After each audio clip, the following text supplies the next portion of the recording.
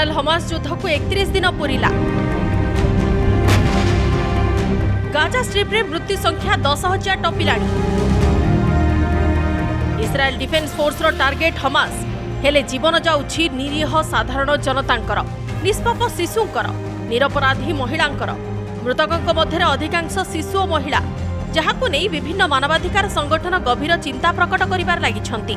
किंतु इस्राएल रो एकमात्र लक्ष्य हमास निरस्त्र एवं निपात न हेबा पर्यंत युद्ध जारी रहिबो। इस्राएल प्रधानमंत्री बेंजामिन नेतान्याहू को घोषणा आउ ग्राउंड जीरो रे कामरे करी देखाउछि आईडीएफ। दिन नाही राति नाही, गाजा उपरे जारी रहिछि घन घन बोमा और रॉकेट माड़। ए हेउछि गाजा स्ट्रिप्र स्थिति। एठी सबु किछि छारखार, सबु किछि ध्वस्त विध्वस्त। एठी जीवनर किछि माने नाही, तथापि मनीष खोजुछि जीबार राहा। भंगा कोठा तळु खोजुछि निज आत्मीय स्वजनकु। काळे किए बंची जाइथिबो, काळे किछि जिनिस पत्र रही जाइथिबो। सोमवार राति रे दक्षिण गाजा रे जोरदार रॉकेट एवं बोमामाड़ करिछि इस्राएली डिफेन्स फोर्स। हॉस्पिटल, शरणार्थी शिविर, आम्बुलांस किछि भी बाद पड़ुनी। विदेशी आहतंक पई इजिप्ट सरकार राफा सीमांत खोलिथिबा बेले सेठारे मध्य बोमामाड़ करिछि इस्राएली डिफेन्स फोर्स, जेउथिरे अति कम रे 20 जनक जीवन जाइछि, अनेक आहत भी होइछंती।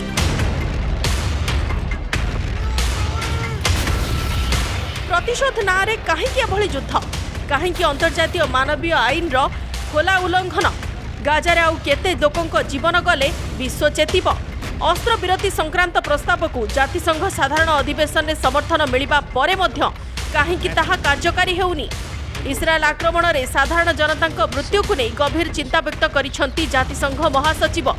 सेहिपरि साधारण जनतांको हमास ढाल भावे व्यवहार करुथिबा से कहिसंती।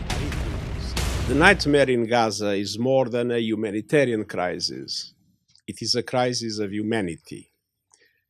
The intensifying conflict is shaking the world, rattling the region, and most tragically, destroying so many innocent lives.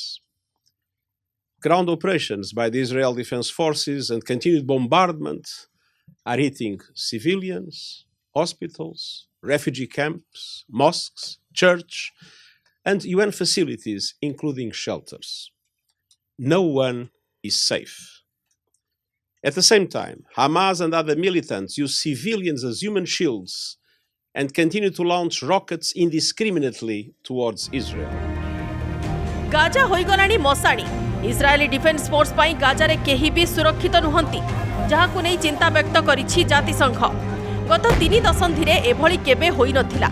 जातिसंघ अधिकारी और कर्मचारी विवाद पड़ु नथिबा महासचिव कहिसंती। Gaza is becoming a graveyard for children. Hundreds of girls and boys are reportedly being killed or injured every day. More journalists have reportedly been killed over a 4-week period than in any conflict in at least 3 decades. More United Nations aid workers have been killed than in any comparable period in the history of our organization. And the unfolding catastrophe makes the need for a humanitarian ceasefire more urgent with every passing hour. The parties to the conflict, and indeed the international community, face an immediate and fundamental responsibility to stop the inhuman collective suffering and dramatically expand humanitarian aid to Gaza. इंधन अभावरु Gaza अंधार बंद हेबार लागिछि गोटिए परे गोटिए hospital. आहतंक चिकित्सा पाई औषध नाही, नवजातकଙ୍କ पाई अनेक समस्या। एभଳି स्थितिरे गाजारे केमिति अधिकरु अधिक मानवीय सहायता पहुंची पारिबो ता उपरे गुरुत्व दैछंती जातिसंघ महासचिव। Without fuel, newborn babies in incubators and patients on life support will die. Water cannot be pumped or purified. Raw sewage could soon start gushing onto the streets, further spreading disease. Trucks loaded with critical relief will be stranded. The way forward is clear. A humanitarian ceasefire now. Hamas पाई Israel आक्रमण रे Gaza बर्बाद।